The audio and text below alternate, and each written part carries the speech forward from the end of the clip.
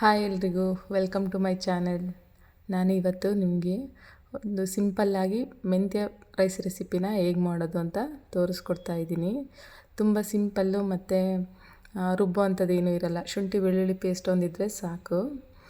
ಮೊದಲಿಗೆ ಕುಕ್ಕರ್ನ ಸ್ಟವ್ ಮೇಲೆ ಇಟ್ಕೊಂಡು ಅದಕ್ಕೆ ಒಂದು 4 ಸ್ಪೂನ್ ಆಗೋಷ್ಟು ಎಣ್ಣೆ ಹಾಕ್ಕೊತಿದ್ದೀನಿ. ಮತ್ತು ಎಣ್ಣೆಗೆ ಬಿಸಿ ಆದಮೇಲೆ ಈರುಳ್ಳಿ ಹಾಕ್ಕೊತಾ ಇದ್ದೀನಿ. ಈರುಳ್ಳಿ ಹಾಕ್ಕೊಂಡು ಚೆನ್ನಾಗಿ ಫ್ರೈ ಮಾಡ್ಕೋಬೇಕು. ಸ್ವಲ್ಪ ಕೆಂಪಗಾಗೋ ತನಕ ಫ್ರೈ ಮಾಡಿಕೊಂಡು ಆಮೇಲೆ ಹಸಿಮೆಣ್ಸಿನ್ಕಾಯಿ ಹಾಕ್ಕೋಬೇಕು. ಈ ರೈಸ್ ಮಾಡೋದಕ್ಕೆ ಯಾವುದು ಮಿಕ್ಸಿ ಬೇಕಿಲ್ಲ, ಏನಿಲ್ಲ, ರುಬ್ಬೋದೆಲ್ಲ ಏನು ಬೇಕಿಲ್ಲ. ಆರಾಮಾಗಿ ಎಲ್ಲ ವೆಜಿಟೇಬಲ್ಸ್ನೂ ಕಟ್ ಮಾಡಿ ಹಾಕ್ಕೊಂಡ್ರೆ ಆಯಿತು. ಶುಂಠಿ ಬೆಳ್ಳುಳ್ಳಿ ಪೇಸ್ಟ್ ಏನು ರೆಡಿ ಸಿಗುತ್ತೆ, ಬೇಕಂದರೆ ತೊಗೊಂಡು ಯೂಸ್ ಮಾಡ್ಕೋಬೋದು. ಹಂಗೇ ಈಗ ಪುದೀನ ಹಾಕ್ಕೊತಿದ್ದೀನಿ. ಪುದೀನ ಹಾಕ್ಕೊಂಡು ಸ್ವಲ್ಪ ಫ್ರೈ ಆದಮೇಲೆ ನೆನೆಸಿಟ್ಟಿರೋ ಬಟಾಣಿನ ಹಾಕ್ಕೊತಿದ್ದೀನಿ. ರಾತ್ರಿಯೇ ನೆನೆಸಿಟ್ಕೊಂಡಿದ್ದೆ. ಸ್ವಲ್ಪ ಎಣ್ಣೆಗೆ ಫಸ್ಟೇ ಹಾಕ್ಕೊಂಡ್ರೆ ಎಣ್ಣೆಯಲ್ಲಿ ಚೆನ್ನಾಗಿ ಬೇಯ್ತದೆ.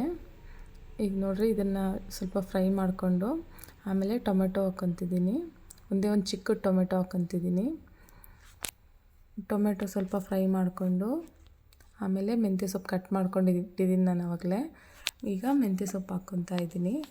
ಇದು ಮೆಂತ್ಯ ಸೊಪ್ಪು ಚೆನ್ನಾಗಿ ಫ್ರೈ ಆಗಬೇಕು ಎಣ್ಣೆಯಲ್ಲಿ, ಹಸಿ ಇರಬಾರ್ದು. ಹಸಿ ಇದ್ದಂಗೆ ಬೇರೆ ಇಂಗ್ರೀಡಿಯೆಂಟ್ ಹಾಕಿದ್ವಿ ಅಂದರೆ ಅದು ಫ್ಲೇವರೇ ಚೇಂಜ್ ಆಗೋಗ್ತದೆ. ಹಂಗಾಗಿ ಚೆನ್ನಾಗಿ ಫ್ರೈ ಮಾಡ್ಕೋಬೇಕು. ಚೆನ್ನಾಗಿ ಫ್ರೈ ಆದಮೇಲೆ ನಾನು ಶುಂಠಿ ಬೆಳ್ಳುಳ್ಳಿ ಪೇಸ್ಟ್ ಹಾಕ್ಕೊತಾ ಇದ್ದೀನಿ. ಇವಾಗ ನಾನು ಈ ರೈಸ್ನ 3 ಜನಕ್ಕೆ ಮಾಡ್ಕೊತಾ ಇದ್ದೀನಿ. ಅಂದರೆ 1.5 ಲೋಟ ಅಕ್ಕಿ ಹಾಕ್ಕೊತಾ ಇದ್ದೀನಿ. ನೋಡಿ, ಶುಂಠಿ ಬೆಳ್ಳುಳ್ಳಿ ಪೇಸ್ಟ್ ಹಾಕ್ಕೊಂಡು ಚೆನ್ನಾಗಿ ಫ್ರೈ ಮಾಡ್ಕೋಬೇಕು. ಇದು ಫ್ರೈ ಆದಮೇಲೆ ಮಸಾಲ ಪೌಡ್ರ್ ಹಾಕ್ಕೊಬೋದು. ನೀವು ಯಾವುದಾದ್ರೂ ಯೂಸ್ ಮಾಡ್ಕೊಳ್ಳಿ. ನಾನು 1 to 3 ಬಿರಿಯಾನಿ ಮಸಾಲಾನ ಯೂಸ್ ಮಾಡ್ತಾಯಿದ್ದೀನಿ. ನಾನು ನಾರ್ಮಲಿ ಎಲ್ಲ ರೈಸ್ಗಳಿಗೆ, ಅಂದರೆ ಈ ಥರ ಪಲಾವ್ಗಳು, ರೈಸ್ ಬಾತ್ಗಳಿಗೆಲ್ಲ ಅದನ್ನೇ ಯೂಸ್ ಮಾಡೋದು. ಈಗ ಉಪ್ಪು ಹಾಕ್ಕೊಂಡೆ, ಆಮೇಲೆ ಮೊಸರು ಹಾಕ್ಕೊಂಡಿದ್ದೀನಿ. 1-2 ಸ್ಪೂನ್ ಮೊಸರು ಹಾಕ್ಕೊಂಡು ನೀರು ಹಾಕ್ಕೊತಾ ಇದ್ದೀನಿ. ನೀರು ಹಾಕ್ಕೊಂಡ್ಮೇಲೆ ಕೊತ್ತಂಬರಿ ಸೊಪ್ಪು ಲಾಸ್ಟಲ್ಲಿ ಹಾಕ್ಕೊಂಡೆ. ಇದು ಈಗ ಸ್ವಲ್ಪ ಕುದಿಬೇಕು. ನೋಡಿ, ಚೆನ್ನಾಗಿ ಕುದೀತಾ ಇದೆ. ನಾನು ಆವಾಗಲೇ ಅಕ್ಕಿ ತೊಳೆದು ಇಟ್ಕೊಂಡಿದ್ದೀನಿ. ಈಗ ಅಕ್ಕಿ ಹಾಕ್ಕೊತಾ ಇದ್ದೀನಿ. ಅಕ್ಕಿ ಹಾಕ್ಕೊಂಡ್ಮೇಲೆ 1-2 ನಿಮಿಷ ಅದು ಕುದಿ ಬರೋ ತನಕ ವೆಯ್ಟ್ ಮಾಡಬೇಕು.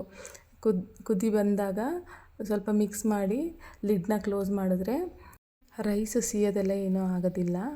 ಈಗ ನೋಡಿ, ನಾನು ರೈಸ್ ಹಾಕ್ಕೊಂಡು ಮಿಕ್ಸ್ ಮಾಡ್ಕೊಂಡಿದ್ದೀನಿ. ಮತ್ತು ಲಾಸ್ಟಲ್ಲಿ ನಿಂಬೆಹಣ್ಣು ಹಾಕ್ಕೊತಿದ್ದೀನಿ. ಸ್ವಲ್ಪ ನಿಂಬೆಹಣ್ಣು ಹಾಕ್ಕೊತಿದ್ದೀನಿ. ನಿಂಬೆಹಣ್ಣು ಹಾಕ್ಕೊಂಡು ಲಿಡ್ನ ಕ್ಲೋಸ್ ಮಾಡ್ತಿದ್ದೀನಿ. 1 ವಿಸಲ್ ಹಾಕ್ಸಿದ್ರೆ ಸಾಕು, ರೈಸ್ ಆಗಿರುತ್ತೆ. ಈಗ ನೋಡಿ, ಕುಕ್ಕರ್ ತಣ್ಣಗಾಗಿದೆ. ತುಂಬ ಚೆನ್ನಾಗಿ ಉದುರಾಗಿ ಚೆನ್ನಾಗಾಗಿರುತ್ತೆ.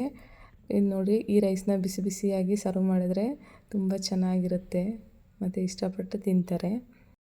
ಈ ರೆಸಿಪಿ ಇಷ್ಟ ಆಯಿತು ಅಂದರೆ ನೀವು ಒಂದು ಸರಿ ಮನೇಲಿ ಮಾಡ್ಕೊಳ್ಳಿ. ಮತ್ತು ಹೇಗಿತ್ತು ಅಂತ ಹೇಳಿ ಕಮೆಂಟ್ ಮಾಡಿ ತಿಳಿಸಿ.